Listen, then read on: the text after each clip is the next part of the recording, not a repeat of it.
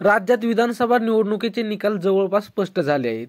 भाजपाला 130हून अधिक जागा मिळाल्या असून महायुतीत पुन्हा सत्तेत येण्यास सज्ज झाली आहे. काही मतदारसंघात मोठ्या मताधिक्याने उमेदवारांचा विजय झाला तर काही मतदारसंघात उमेदवारांच्या अटीतटीची लढत होऊन अवघ्या 2 अंकी संख्येच्या फरकाने उमेदवार जिंकले आहेत.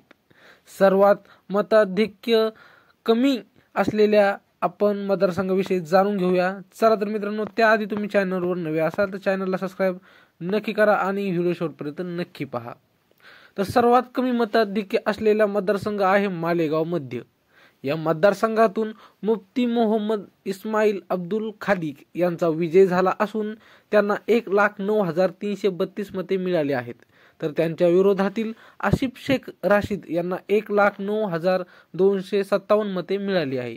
अवघ्या 162 मतांच्या फरकाने आसिफ राशीद हरले आहेत. बेलापूर तर मित्रांनो त्यानंतर आहेत साकोली. नाना पटोले हे अवघ्या 208 मतांच्या फरकाने जिंकलेले आहेत.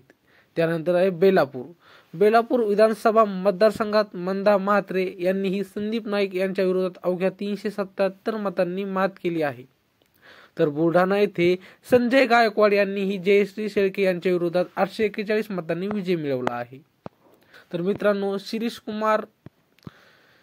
नवापूर येथे शिरीष कुमार सुरूपसिंग नाईक यांना 1,121 मतांनी या फरकाने जिंकले आहेत.